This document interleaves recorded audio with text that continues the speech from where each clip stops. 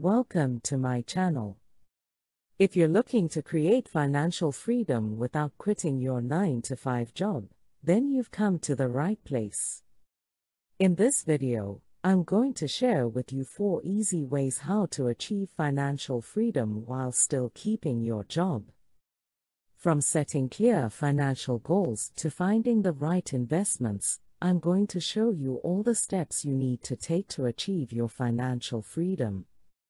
1. Begin with a savings target. A savings target is the first thing you will need in order to achieve financial independence. What amount of money will you require to achieve financial independence? The answer to that will depend on 3 things. A. The amount of money required to support your lifestyle. B. Any additional income sources you may have in addition to your 9-to-5 job. C. The percentage of your investment withdrawals that you feel comfortable with. If you require $50,000 per year to maintain your standard of living, you must find a dependable and sustainable source of $50,000 per year in order to be prepared to quit your 9-to-5 job. You must set a savings target before you can achieve financial independence. What amount of money are you going to need to be financially independent? Building up enough investments to cover that $50,000 is the conventional approach, which is what many FIRE bloggers discuss. It is believed that a 4% withdrawal rate can be used to support your lifestyle. If you take 4% of your portfolio out each year to pay for living expenses, you would need to have $1.25 million in investments in order to earn $50,000 per year from your investments. It's critical to comprehend the 4% rule's presumptions and restrictions. The 4% rule is unreliable for early retirement because it assumes a typical 30-year retirement. A lower withdrawal rate, such as 3% or 2%, will be more dependable if you need to live off of this money for longer than 30 years.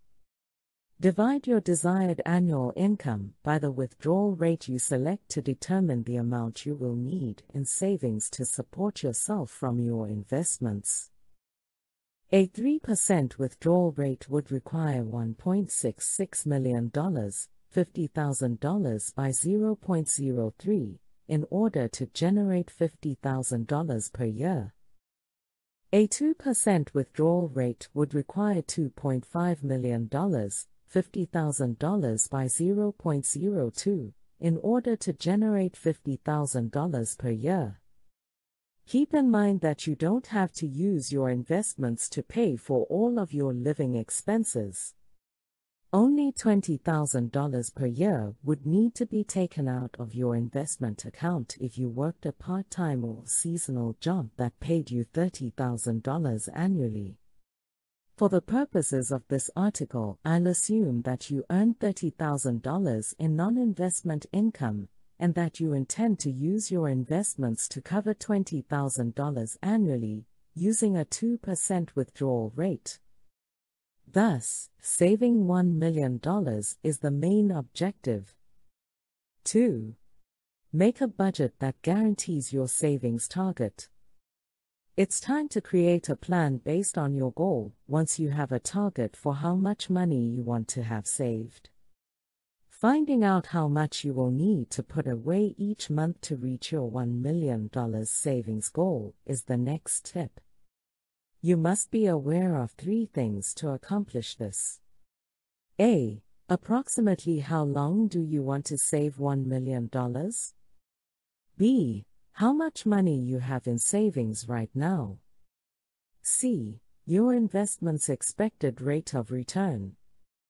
For instance, let's say you want to save $1 million over the course of 10 years. You currently have $100,000 saved, and you anticipate an annual investment return of 6%. In order to save $1 million under those assumptions, you would have to set aside $4,967 every month for the next 10 years. You are set if you can set aside an additional $5,000 each month for savings. Your plan is in place if you simply allocate $4,967 to your investment accounts in your budget and automate your savings. The majority of people don't even make $4,967 each month after taxes, much less have that much money left over after covering all of their living expenses.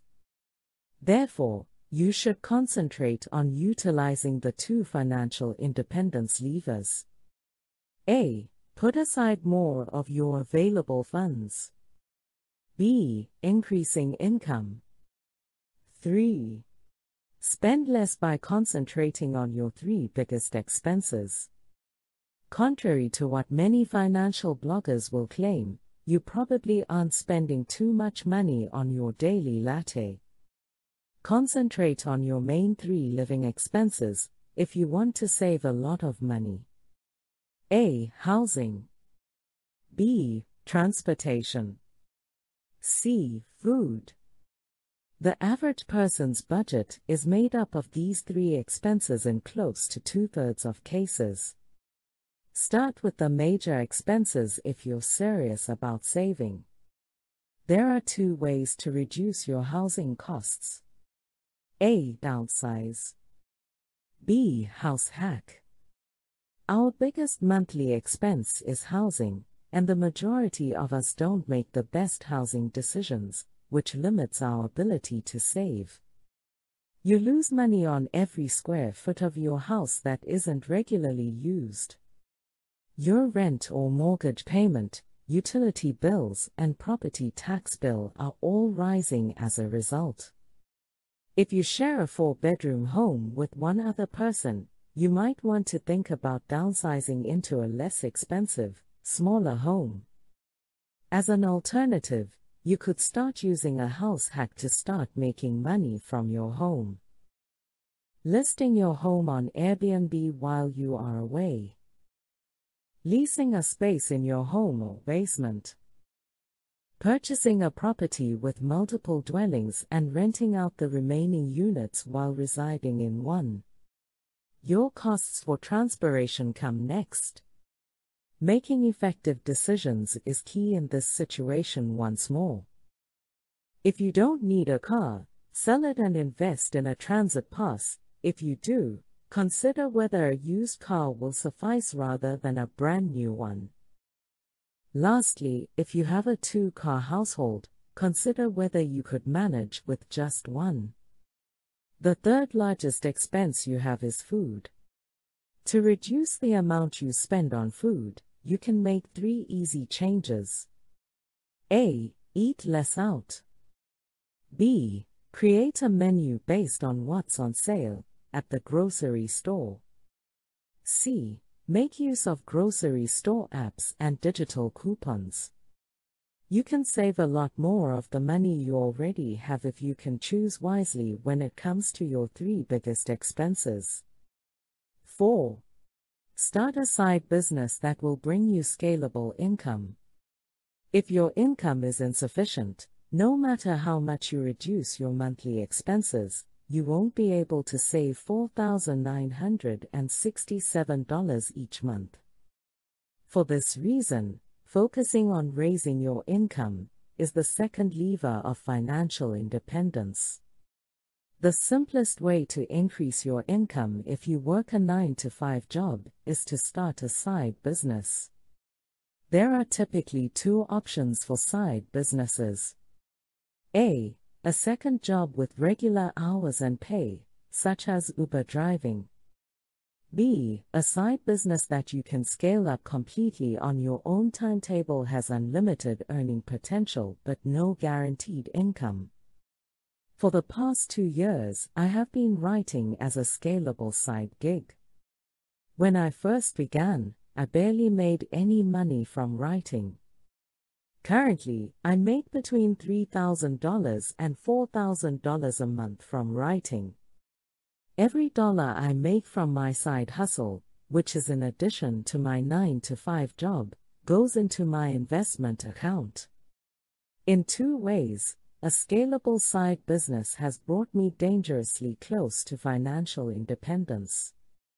A. Savings have increased the additional income.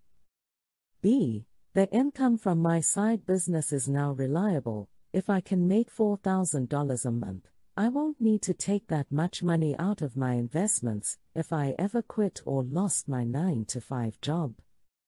Finding a scalable side hustle that you enjoy will not only help you increase your savings, but it will also lower the amount you need to save because the money from your side hustle may be able to cover some of your outgoing costs once you quit your 9-to-5 job.